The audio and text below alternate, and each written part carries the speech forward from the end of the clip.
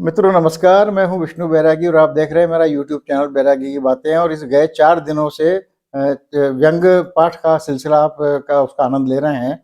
22 दिसंबर 2024 को रतलाम में ज्ञान चतुर्वेदी राष्ट्रीय व्यंग सम्मान समारोह हुआ था। उसमें व्यंग्यकारों ने भी अपने व्यंग्य निबंधों का पाठ किया था और ज्ञान जी ने भी अपने 2 व्यंग्य निबंध पढ़ के सुनाए थे। उसमें से एक निबंध आप परसों सुन चुके हैं, दूसरा जो उनकी अपनी पसंद का था प्रश्नवाचक कथाएं, वो आज सुनिए।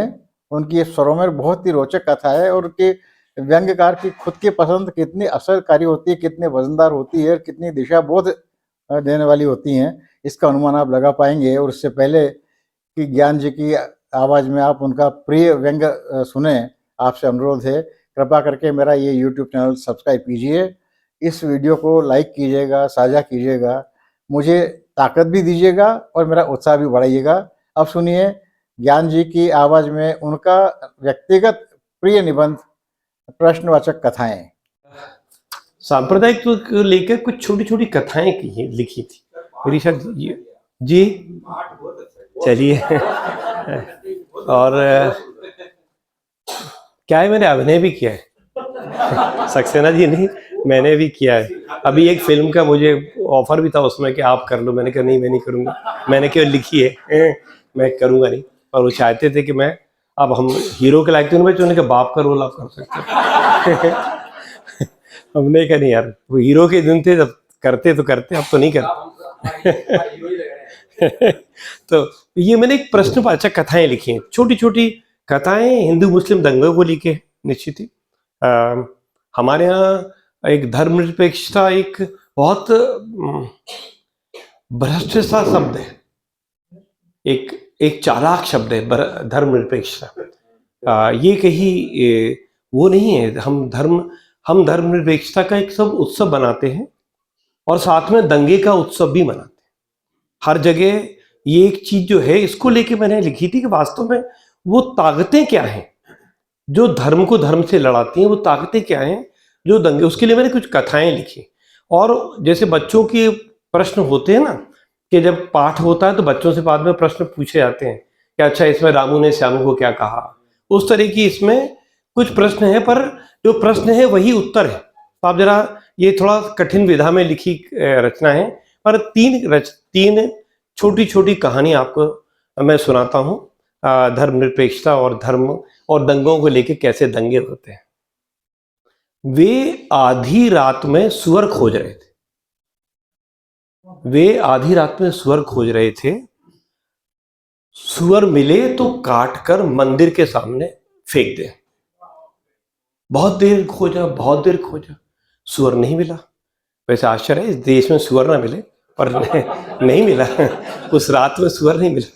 तो बहुत देर तक सुअर नहीं मिला, तो दूसरा आदमी बेचैन होने लगा जो 2 आदमी सुअर खोज रहे थे।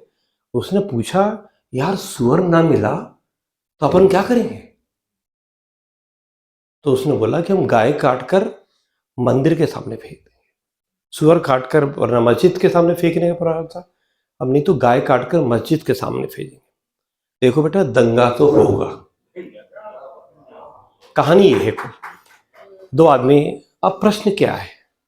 प्रश्न ये है कि ये लोग आप बताइए, आपसे पूछता हूं, ये लोग किस धर्म के, जो गाय को काटने को तैयार भी है और सुअर को काटने को तैयार है? ये कौन से धर्म के लोग हैं? और बताओ, एक प्रश्न है कि दंगे शुरू करने के लिए आज तक कितने सुअरों ने और गायों ने अपनी जान दी?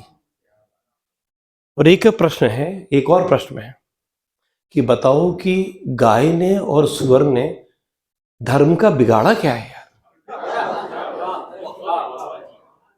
और एक और प्रश्न है कि मान लो ईश्वर गाय और सुअर पैदा करना ही बंद हो जाए, कर दे, तो धर्म की रक्षा कैसे होगी?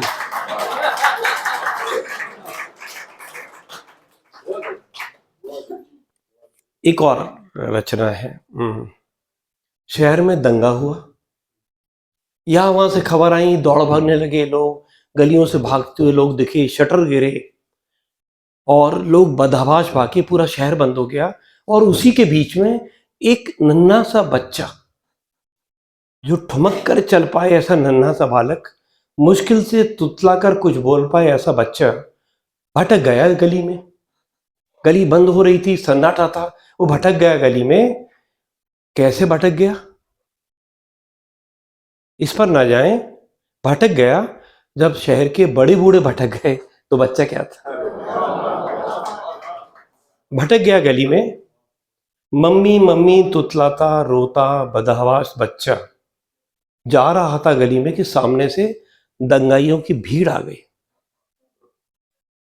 धर्म की समझ न रखने वाला बच्चा नादान अंकल अंकल कहता हुआ दंगाइयों की तरफ ही चल पड़ा। बचकानापन देखिए इसका, दंगाइयों की तरफ चल पड़ा। उसे भ्रम है कि अंकल उसे गोद में उठाकर और मां के पास पहुंचा देंगे। अब मेरे प्रश्न इसमें है, प्रश्न सुनिएगा, आप भी सोचिएगा इस बच्चे का क्या होगा, इस बच्चे का क्या होगा। और दूसरा प्रश्न है कि इस बच्चे को मारने के बाद दंगाई अपने घर लौटा कैसे।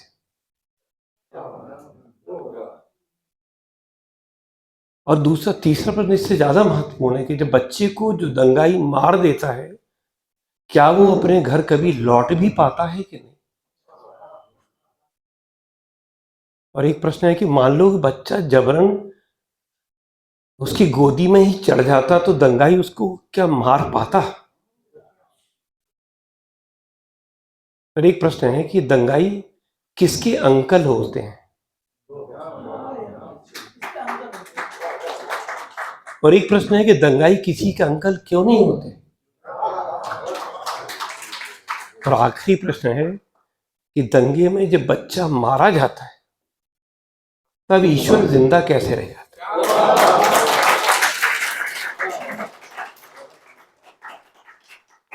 बस जी।